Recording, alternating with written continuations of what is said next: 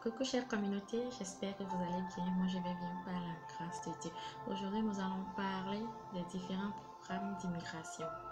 Les programmes d'immigration au Canada. Nous allons parler de ça aujourd'hui.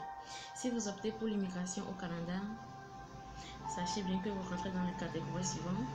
Travailleurs qualifiés, gens d'affaires, regroupement familial, candidats des provinces. Si vous voulez immigrer sur le Canada, vous allez vous retrouver dans ce que je viens de citer.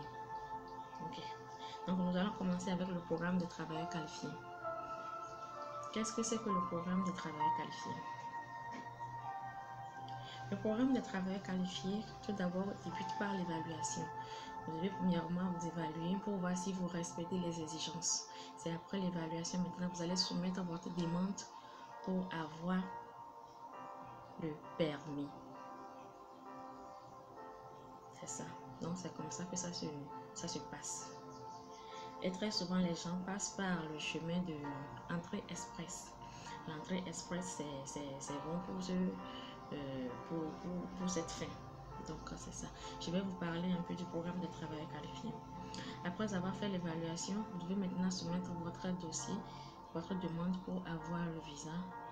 Vous devez premièrement vérifier si vous respectez les exigences, comme je viens de le dire, au niveau de l'âge, au niveau du test des langues, au niveau de l'expérience professionnelle. Vous devez voir tous ces points avant de vous lancer dans ce type de programme. Donc, après le programme des travailleurs qualifiés, nous avons le programme d'immigration des gens d'affaires. Ça concerne les entrepreneurs, les investisseurs. Donc, c'est ça. Après ça, nous avons le grand programme qu'on appelle le programme des candidats des provinces, le PCP. Vous savez très bien que le Canada a plusieurs provinces et chaque province a son programme d'immigration en fait. Donc c'est le pourquoi nous avons plusieurs programmes d'immigration. Donc des fois vous faites l'entrée express, vous déposez vos données là-bas, les PCP viennent même tirer des dossiers là-bas. Donc si aujourd'hui vous faites l'entrée express, c'est que la première année, deuxième année, vous n'êtes pas retenu, pas d'inquiétude. Vous pouvez toujours garder l'espoir. Les PCP viennent chercher des candidats là-bas. Donc, c'est ça. Aujourd'hui, principalement, je vais vous parler de l'entrée express. Ok. L'entrée express, c'est quoi? L'entrée express est un processus de demande destiné aux immigrants qualifiés qui souhaitent s'établir de façon permanente au Canada. Donc, c'est ça.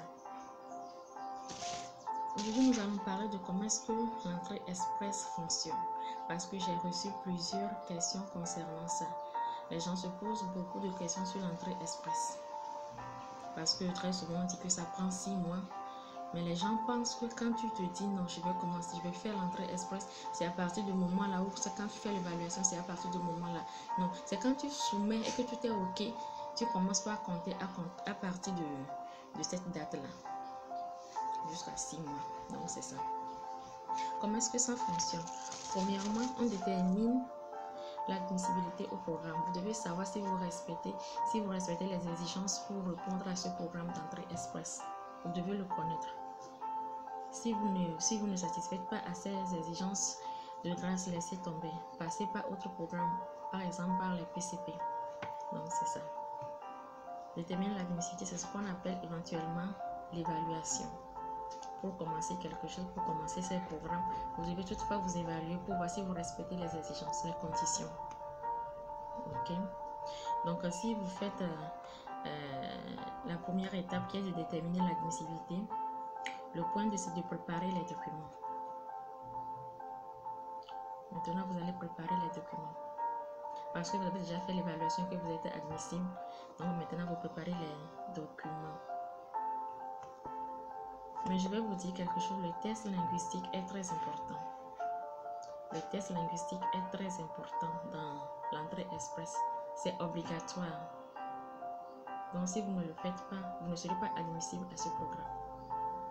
Ok, donc après avoir rempli les documents, constitué le document, vous allez vous soumettre votre profil. Ce n'est pas fini. Quand vous soumettez votre profil maintenant, vous allez attendre une invitation. On doit vous envoyer une invitation avant de faire la demande. Sans invitation, vous ne pouvez pas faire la demande.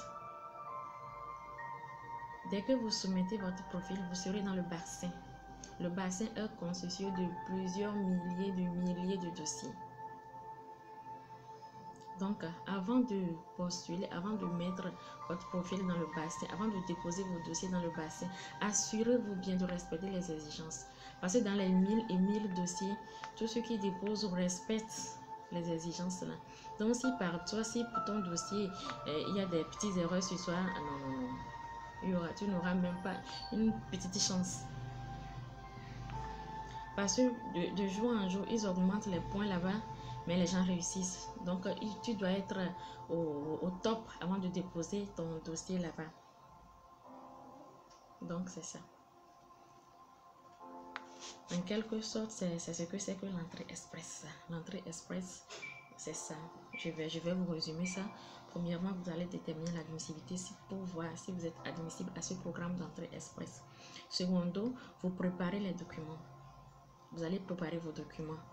Et n'oubliez pas de faire évaluer vos diplômes. C'est très important.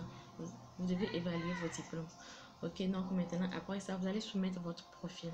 Après avoir soumis le profil, vous allez recevoir une invitation vous demandant de faire,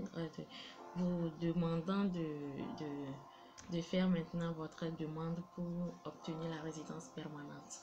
Donc, c'est comme ça que l'entrée express fonctionne. Donc, j'espère avoir répondu à ceux qui m'ont posé la question. Et si vous êtes intéressé, si la vidéo vous a plu, n'hésitez pas, faites-moi des pouces en l'air. Et puis, n'oubliez pas de vous abonner pour des autres vidéos aussi enrichissantes et nourrissantes que celle-ci. Merci beaucoup à vous et passez une